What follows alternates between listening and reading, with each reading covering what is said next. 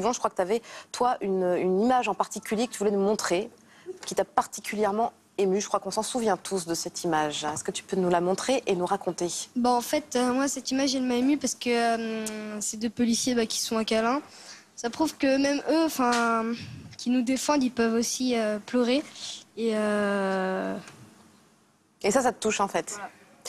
Elle est partie de Facebook, cette photo, elle a été retweetée et partagée des milliers de fois jusqu'à atterrir dans les plus grands journaux nationaux. On a rencontré le photographe Benjamin Filarski, il a 23 ans, il est encore étudiant, il veut en faire son métier, il est plutôt bien parti.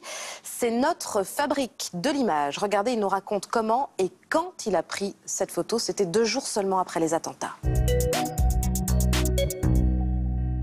C'était dimanche 15 novembre, vers 20h.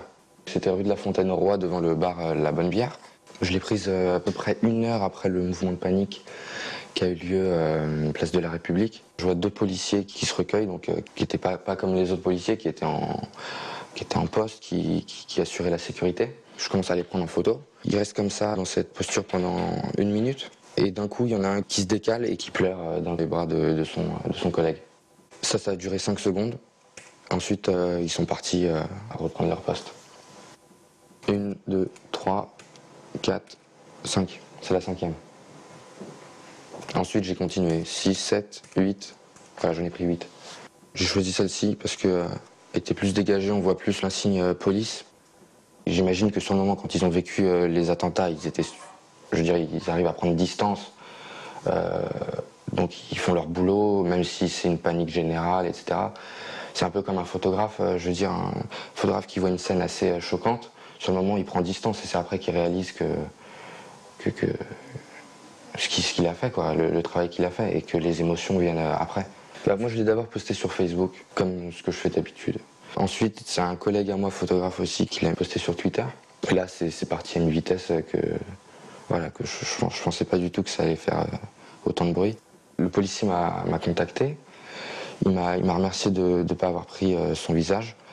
Et je vais le rencontrer dans les prochains jours, là. Qu'est-ce qu'elle a de belle, cette photo, pour les autres? Sonia? Moi, je trouve que cette photo, elle est assez belle parce que, je veux dire, quand même, les policiers, ça montre quand même qu'ils en ont marre un peu quand même de ce genre de situation. Parce que c'est vrai que quand même, ça peut être traumatisant pour un policier aussi de voir d'arriver comme ça sur un lieu où il n'y a que du sang, où il y a des scènes de crime. Donc, c'est quand même... pourquoi vous avez dit que les artistes sont nos meilleurs arts? Parce que je crois qu'aujourd'hui, il y a évidemment tout un travail qui est fait par le gouvernement pour assurer la sécurité des gens. Donc ce sont les opérations de police et de renforcer la présence aussi visible de policiers ou de militaires pour protéger les Français. Mais je crois qu'au-delà de cela, comme on a été attaqué dans ce que l'on est, dans ce que on incarne, dans ce que la France incarne, c'est-à-dire la liberté de créer, la liberté d'avoir les loisirs de son choix, la liberté d'avoir la religion de son choix, toutes ces libertés-là, eh bien, je crois que c'est très important de montrer que les artistes ont un rôle à jouer pour reconstruire aussi, reconstruire un peu cette période d'après les attentats, parce que c'est précisément la culture qui a été visée. Vous savez, les terroristes, ils s'en sont pris à la culture en frappant le Bataclan ici à Paris.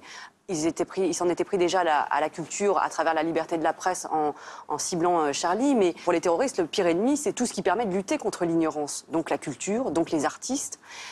Et c'est pour ça que moi je crois que l'école et la culture sont nos meilleures armes contre les terroristes, contre l'obscurantisme et contre le fanatisme.